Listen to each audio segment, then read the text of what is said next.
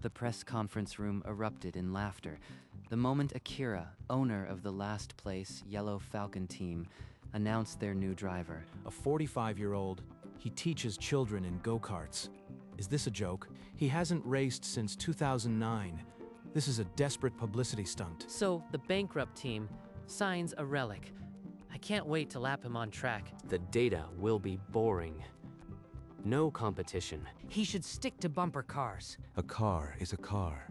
The track doesn't forget. Akira's hands trembled. She had no sponsors left. No money, no hope, only this gamble. Tetsuya's fingers brushed a small, handmade keychain. Worn, colorful beads, oddly out of place on a racer. He signed the contract without hesitation, while the three champions laughed behind him. The Yellow Falcon garage was as broken as its bank account. Rust, peeling decals, demoralized crew. Just give me a car and a helmet. I'll handle the rest. We have no sponsors, no money for tires. This car is a relic, just like they said. Without a word, Tetsuya unzipped his bag and lifted out a helmet, scuffed, faded from 2009. Inside the visor, a faded photograph. A thin girl in a hospital bed, beanie on her head, holding up a half-made keychain. Who is she? A promise I made 15 years ago. Why are you really here? We're a joke. The whole world laughed. I need to race. Nothing else matters. Get me a car and a helmet. He clenched the keychain until his knuckles whitened, then walked toward the battered Yellow Falcon car, photo still in his helmet. On the Hungaroring circuit, Tetsuya's first laps were embarrassingly slow, 2 seconds off the pace, mockery echoing in the paddock. Look at the old man. He's slower than a safety car. But lap after lap, the times dropped. The crew leaned into monitors, disbelief replacing derision. Tetsuya's hands remembered lines buried for 15 years. Each corner, each breaking point, muscle memory waking up. These sector times. Mathematically impossible for a 45-year-old. What is he? In the final qualifying run, he flung the car into the last corner and crossed the line. P4 flashed on the timing board. Fourth? That's a joke. There must be a timing error. The garage erupted. Mechanics hugged. Akira dropped her clipboard. The yellow car sat in Parc Fermé, proof of the impossible. The three champions, who had laughed days ago, now stood in grim silence, staring at the monitor. One step closer, Reiko. The race began under a scorching Hungarian sun. Tetsuya from P4 tucked in behind the champions, his engine screaming. He's trying to pass. That old fool. He dove inside Hiroto at turn 1, then squeezed past Naoki on the straight, precision older than their careers. Just Kazuki left. Final lap. Tetsuya and Kazuki door to door through the final corners. At the line, yellow flashed P2. How? He's 45. Impossible. Tetsuya sat in the cockpit, breath ragged, and pulled the keychain from his suit, staring at it. He climbed out, helmet still on, keychain clutched in his fist, as the crowd roared in disbelief. He did it. He actually did it. I don't believe this. The world had just watched a 45-year-old beat 3 world champions. But Tetsuya only saw the beads in his hand and whispered a name no one heard. The cool-down room door slammed open. Kazuki, Naoki, and Hiroto stormed toward Tetsuya, still in his race suit. That was luck. One race doesn't prove anything. You got a toe on the straight. I want your telemetry. No one at 45 can break that late without cheating. If you pull that again, I'll put you into the wall. Tetsuya didn't look up. He turned the keychain over in his fingers, the beads clicking softly. They can't see what's in front of them. Only the stopwatch, not the years. Tetsuya, that keychain. You always hold it. What is it? It's a promise. Before she could press further, Akira's phone buzzed, an unknown sponsor, the first call in months. Tetsuya walked past her, keychain still in hand, and disappeared into the paddock without another word. That night, in a modest hotel room, Tetsuya replayed a grainy video on his phone, a video he'd watched 1,000 times. She wouldn't let go of the beads. On screen, a little girl in a hospital bed, beanie askew, threaded the very keychain now resting in his palm. Soon, Reiko. Dad hasn't broken his promise. At dawn, he was on the track, pushing the car to its limits until the tires howled. Across the paddock, the three champions gathered around a monitor, replaying his Hungary laps in tense silence. He's not just fast. He's reading the track like a book he wrote. I've analyzed his telemetry. There's no weakness, but Belgium is a different animal. We can break him there. I'll push him so hard he'll crack. This old man won't survive Spa. Belgium. Then the world will see why I came back. The Spa-Francorchamps circuit lay shrouded in morning mist, its legendary corners awaiting. Tetsuya, in the battered yellow car, tore through the woods and emerged third on the grid. Tetsuya moves to P3. The publicity stunt is now the story. He got lucky in Hungary. Belgium's a real track. He'll be back where he belongs. Alone in his cockpit, Tetsuya taped a new photo beside the old one, the same girl, now older, still in a beanie, smiling. 15 years. She's the reason I still fit in this seat. On race morning, his phone buzzed. A message lit up the screen. The message read, "Win for us, Dad. We're watching." Us. She's never alone. Neither am I. He strapped the helmet on, keychain tucked against his chest, and rolled toward the grid. Rain hammered Spa as the lights went out. Tetsuya's yellow car sliced through the spray from P3. He dove past Naoki at Eau Rouge, then stalked Hiroto through Pohon. The old lines seared into muscle. Final laps.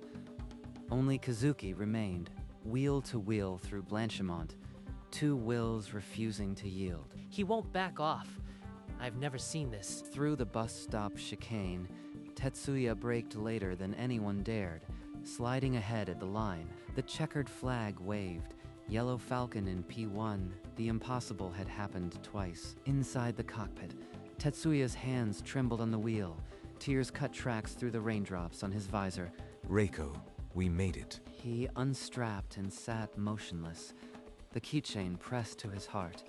As the rain hammered the tarmac, he had crushed all three world champions in 2 races, but the world still didn't know why. The rain had stopped. Under clearing skies, Tetsuya climbed to the top step of the Belgian podium. From inside his suit, he pulled out the worn keychain and raised it toward the sky. This is for the one who taught me that some races are run off the track. He's not gloating. He's honoring. I've never seen anything like this. Who is that for? I analyzed his laps, but this is beyond data. There's a story in those beads. I wanted to crush him, but he's already been broken and rebuilt into something else. She made this with small hands. I promised I'd race again. This is yours, Reiko. The crowd fell silent. No cheers. Only the wind and the faint clink of beads. He stepped down, keychain still in hand, and walked away without another word. The champions stared at the empty top step, their eyes full of questions no trophy could answer. The 3 champions entered the cool-down room. Tetsuya sat alone, keychain dangling from his fingers. Kazuki stepped forward, removed his helmet, and placed it silently on the bench before him. Tetsuya understood. He uncapped a marker and leaned over the first helmet. On its crown, he wrote, "Speed is a memory. It never forgets you." Naoki and Hiroto followed, laying their own helmets beside the first. Tetsuya inscribed the same words on each, his hand steady. Kazuki lifted his helmet, read the phrase, and gave a slow, respectful nod. Naoki and Hiroto did the same. No words, only understanding. The phone won't stop. Every sponsor who rejected us is calling back. But the media sprinted into the dark, searching for the secret of a man who had vanished 15 years ago, leaving only beads and a promise. In a quiet hotel room, far from the cameras, Tetsuya let the keychain fall into his palm and closed his eyes. 15 years unspooled. A hospital hallway in 2009. A doctor with a grave expression. Leukemia. It's aggressive. Those words cracked his world. In the next room, a 6-year-old girl with a beanie and bright eyes was threading beads together. She held up a half-made keychain, rainbow beads, and said it would keep him safe. I'll give up everything. My title, my trophies, my life on the track, all for her. He knelt beside her bed and whispered the promise that would silence 15 years. The next day, he canceled his contracts and vanished. Only a scuffed helmet remained, tucked in a box marked 2014. Back in the present, Tetsuya opened his eyes. The keychain was still there, warm against his skin. Outside, reporters scoured his past, but the beads held a story they couldn't buy. For 15 years, Tetsuya traded racing gloves for a karting instructor's jacket, teaching children to find the racing line. Between lessons, he drove Reiko to chemotherapy, holding her hand through every drip, every fear. Then one spring, the doctors said words he had hardly dared to hope. Remission. Cleaning a closet, Reiko found a dusty box, trophies, old magazines, and a single photograph. This is Dad, in a racing suit, holding me as a baby. He was a champion? Dad, is this you? Tetsuya froze. The spatula clattered to the floor. 15 years of silence shattered. Did you really give up racing for me? I made a promise. You were more important than any championship. She looked at the keychain on his belt, the one she had made in a hospital bed, and for the first time, she understood. Dad, you taught me to never give up. Now it's your turn. Go race again, Dad. Win for us. My little girl, she's the one giving me strength. He held the helmet she had pulled from the box, the same one he had packed away 15 years ago. Back in the hotel room, Tetsuya sat on the edge of the bed, keychain in one hand, phone in the other, a message from the hospital. Reiko's latest tests are clear. She's in full remission. She's free. We both are. Now I can keep the rest of my promise. He pressed the keychain to his forehead, shoulders shaking, the weight of 15 years finally lifting. The keychain was no longer a weight, it was a permission to race again, not as a fading memory, but as a father who had won the harder race. He stood, tucked the keychain back inside his suit, and looked out the window. The world still clamored for answers. He owed them one. The same press room that had laughed weeks ago, now packed in tense silence, cameras trained on the podium. You all think I came back for glory. The truth is simpler. I came back because my daughter told me to. He laid out 15 years in 3 minutes. Leukemia, retirement, karting instructor, holding Reiko's hand through every treatment. She made this keychain before her first chemo. She said it would protect me. I've carried it every day since last month. Her tests came back clear. She's in full remission.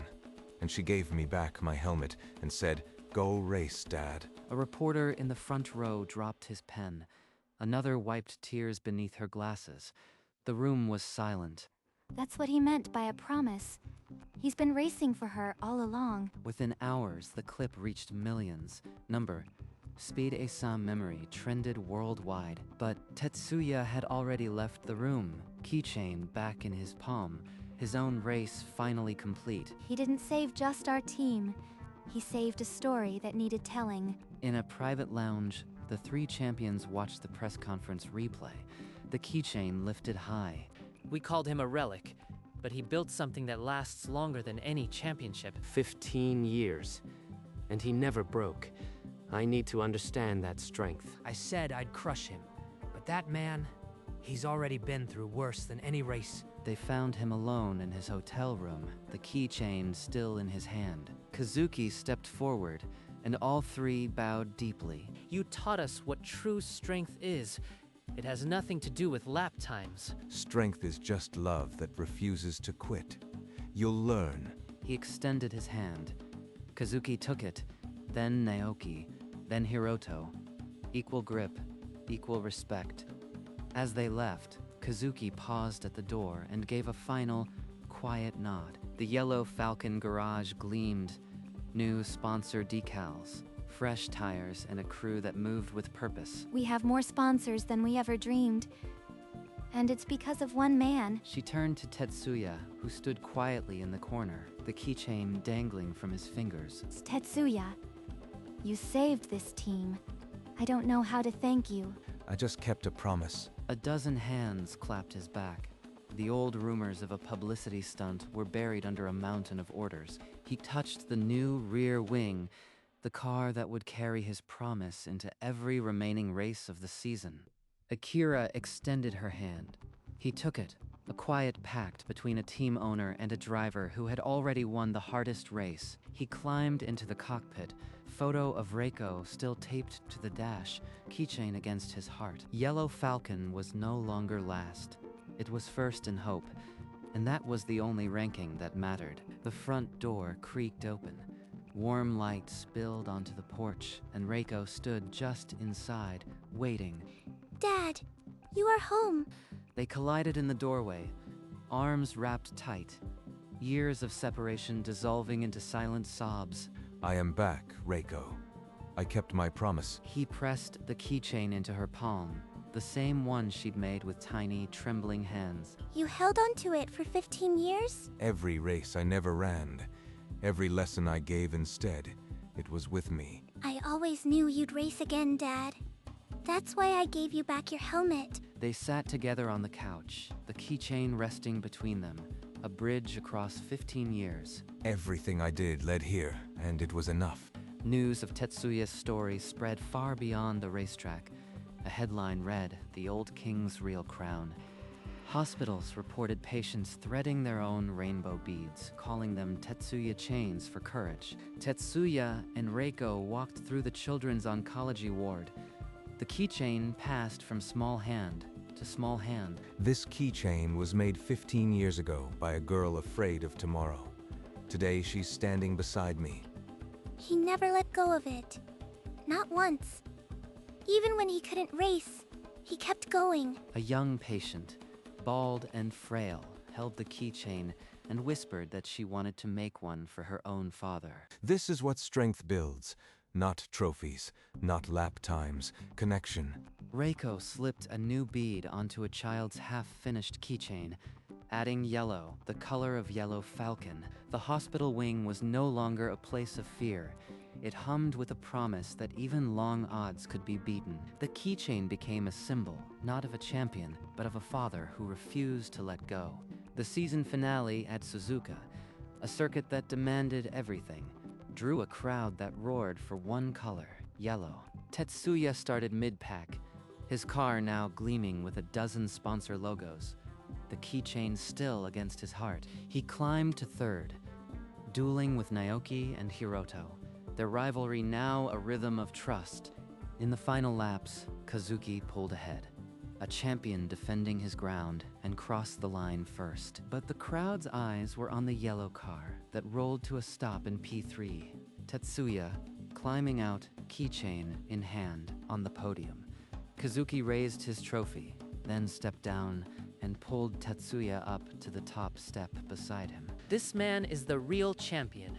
He won a race none of us could finish. The crowd erupted, not just for a race, but for 15 years of silent sacrifice. Speed is a memory, and it never forgot me.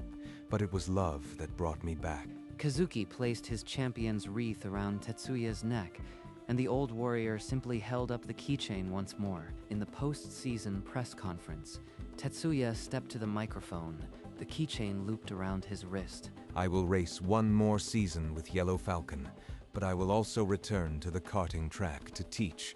From the garage entrance, Reiko watched, her eyes shining. No beanie, no tubes, just a young woman proud of her father. We've signed him for one more season and for a lifetime of friendship. He lifted his new helmet. Colorful sponsor logos replaced the worn decals, but the keychain now hung permanently from the visor. Reiko's photo still belongs here, and so does her keychain. The next week, he was back at the karting track, strapping kids into carts, the same lessons he'd taught for 15 years now golden. Every corner is a lesson, and every lesson is a promise. I teach them too, now. The bead making, I mean. For the hospital. The keychain swung from the rearview mirror as Tetsuya drove a new generation around the circuit, a circle unbroken. Years later, Tetsuya's karting school nestled among green hills. The chatter of children and buzz of engines a constant melody. The old keychain still hung from the cart's rearview mirror, faded beads clinking softly over every bump. Remember, the line is not about being fastest. It's about being precise, like caring for someone. He often sat in the cart himself, helmet off, thumb raised, the sun catching the silver streaks in his hair. Speed is a memory, but heart is forever. That's what Reiko taught me. Reiko ran a bead-making corner beside the track, her own keychain, yellow and rainbow, always on her wrist. You find the bead that fits, and you add it to the chain. That's how we keep going. The karting track became a place of healing, where speed and stillness met in the curve of every corner. I used to think I was teaching them to race. Now I know I am teaching them to hold on. And the keychain swung with every lap, a silent witness to the promise that became a legacy. As the last child climbed from their cart, Tetsuya stood at the edge of the track, helmet under arm. He lifted the keychain to the fading sun, beads casting tiny rainbows on his palm. From the office window, Reiko waved, her own keychain catching the light. He raised a hand in return, then walked through the gate toward the setting sun. The keychain glinted with each step, every bead a memory of a promise kept, and for the first time in years, the wait was gone. We won the longest race, Reiko, and we still have laps to go. At the karting school, a lone keychain hung by the door, a welcome to any who needed hope. Some champions win races, others win time. Tetsuya did both, fade to black.